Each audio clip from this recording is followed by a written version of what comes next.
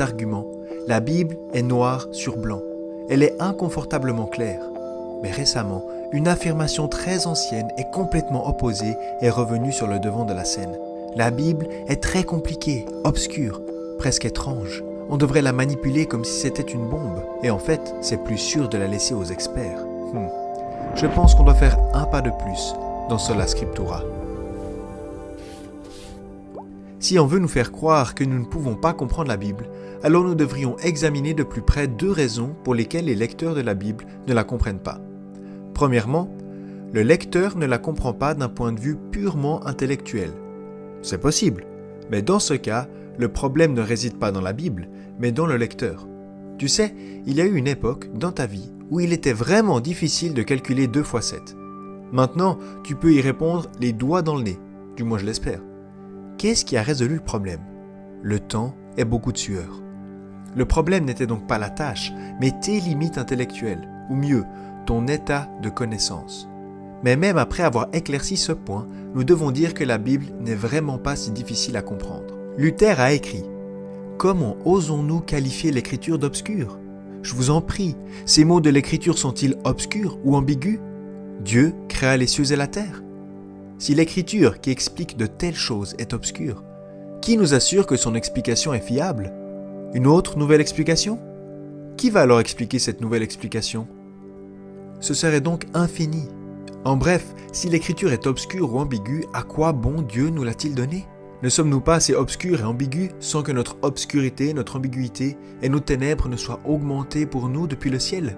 En d'autres termes, pourquoi Dieu nous donnerait-il l'écriture si ce n'est pour nous parler clairement à travers elle? Non les amis, l'écriture est extrêmement claire. Luther a appelé ça la clarté de l'écriture. Ce que nous venons de voir, il l'a appelé la clarté extérieure. Ainsi, en regardant de l'extérieur, l'écriture parle clairement et simplement. Le fait est que parfois, les enfants comprennent mieux la Bible que les adultes, et les gens ordinaires ont un rapport beaucoup plus direct avec les Écritures que les théologiens de certaines universités. Et pourquoi en est-il ainsi? Est-ce dû à la clarté interne? Luther écrit « Pour faire court, la clarté de l'Écriture est double, tout comme est double son obscurité.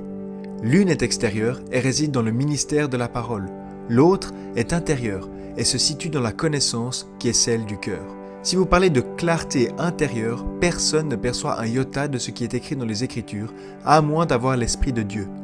Tous les hommes ont un cœur obscurci, de sorte que même s'ils peuvent tout réciter dans les Écritures et savent les citer, ils n'en appréhendent et n'en comprennent vraiment rien. Car l'Esprit est nécessaire pour la compréhension des Écritures. Cela signifie que lorsque la Bible dit dans Romains 3,23 « Car tous ont péché », cette clarté extérieure n'est pas insipide. Tout le monde comprend ce que la Bible veut dire, que tous ont péché, qu'ils ont tout gâché, en gros, le péché. Mais pour que ton cœur sombre et pécheur le reconnaisse, oui, je suis un pécheur, et pour que les chaînes qui autrefois te liaient tombent, tu as besoin du Saint-Esprit. Luther est allé plus loin, car l'Esprit Saint est nécessaire pour comprendre tout ou même une partie de l'Écriture. Si d'un autre côté vous parlez de clarté extérieure, rien n'est laissé obscur ou ambigu. Mais tout ce qui se trouve dans les Écritures a été amené par la parole, dans la lumière la plus définie et publié dans le monde entier. Pour résumer, l'Écriture sainte est auto-révélatrice. Elle a une clarté extérieure simple et claire, tandis que la clarté intérieure n'est ouverte à l'homme que par l'Esprit Saint de Dieu.